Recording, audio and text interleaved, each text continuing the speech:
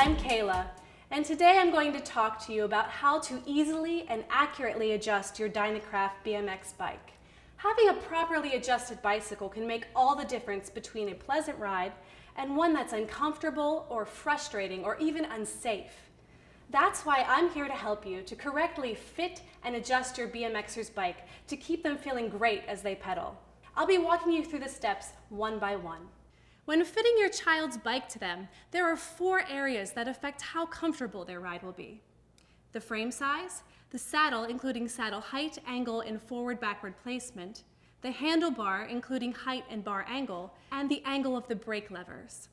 The only thing you can't adjust out of these 4 is the frame size, so it is important to choose the proper bicycle for the rider's body measurements.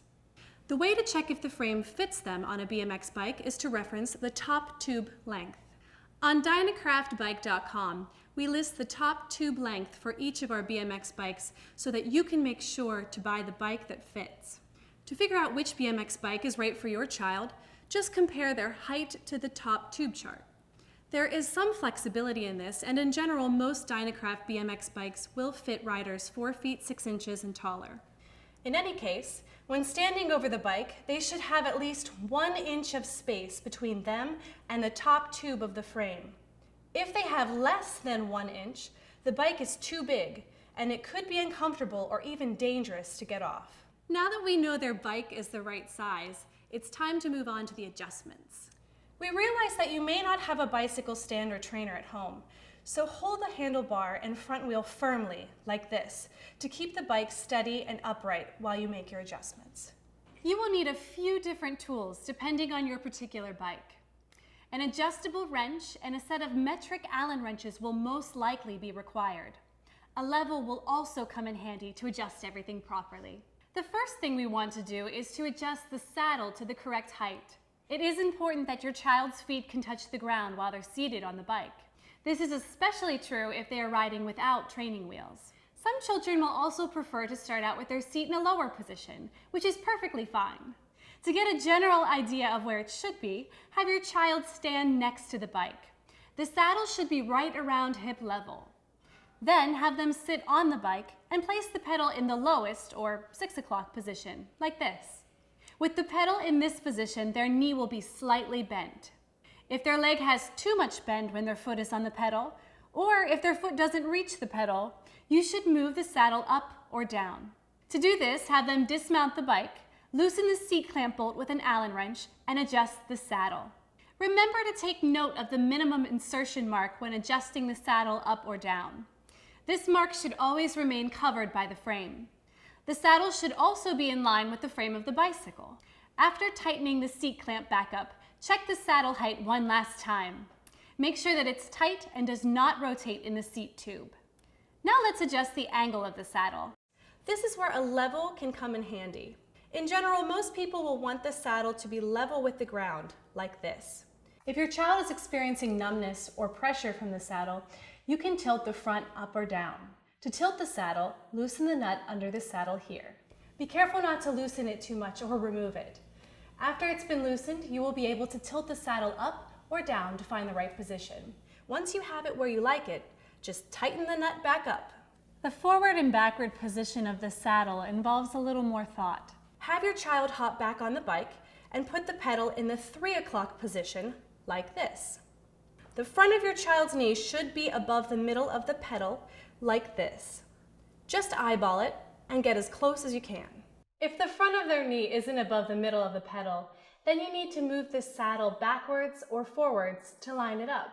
Loosen the same nut that we just talked about, being careful again not to loosen it all the way or remove it. Move the saddle backwards or forwards until it's in the right position, then tighten it back up. Check to make sure it's still level and lined up with the frame one last time, and make any more adjustments that are needed. After you're finished, double check that the seat bolts are fully tightened. The saddle shouldn't tilt up or down or move side to side.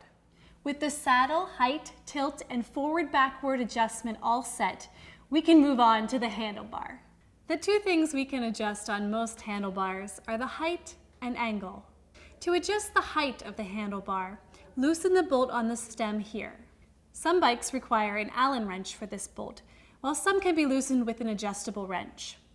Once the bolt is loosened, raise or lower the stem until you find a comfortable position.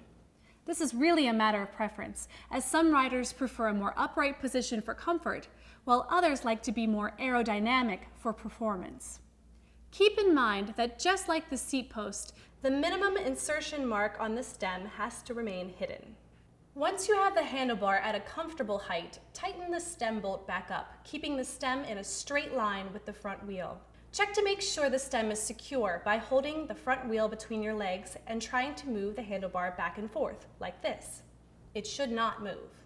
Adjusting the angle of the handlebar is next. This is done by loosening the bolt or bolts on the front of the stem here. There could be 1, 2, or 4 bolts, depending on the bike. The key is to not loosen them very much, just until the handlebar can move. Once the handlebar is loose, rotate the bar back and forth until it feels comfortable. Don't worry about the angle of the brake levers right now. We'll adjust those next. In the ideal position, the rider's arms should have a slight bend in them, like this, to help absorb some of the bumps. It is best to avoid having their arms locked completely straight, as this can be uncomfortable and make for a rough ride. Once you have the handlebar where it is comfortable for them, retighten the bolt or bolts on the stem. If your bike has more than one bolt, it is important to tighten them evenly, a little at a time. For 4 bolt stems, be sure to tighten them in a cross pattern. This one first, then this one, and finally this one. Repeat this, tightening a little at a time until everything is snug and the handlebar can't be rotated within the clamp. Now that the handlebar is set, it's time to make sure that the brake lever or levers are at a comfortable angle. Ideally, the tops of your child's hands will be in a straight line with their arms like this. You want to avoid having their wrists at an extreme angle one way or the other. To adjust the brake levers, loosen the bolt here. Only loosen it enough for the lever to move, being careful not to remove the bolt. Once you can move the lever, adjust it to the angle that best suits them. Then just tighten it back up so it stays put on the handlebar. If you have 2 brake levers, repeat this step for the other side. Once you have everything adjusted to a comfortable position, double check it's all secure by trying to move the brake levers like this. They shouldn't budge at all. Before riding, it is a good idea to go over all the nuts and bolts that we've used for adjustments, as well as the ones we didn't touch. Everything should be nice and snug, but be careful not to over-tighten. Also, take the time to make sure the tires are pumped up to the recommended pressure, which is a number you'll find on the side of the tire followed by PSI.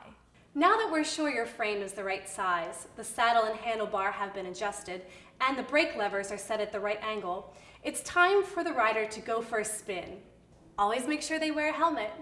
Don't forget, having the right bike and making sure it's adjusted correctly will help keep your child's ride as fun and safe as possible. Enjoy.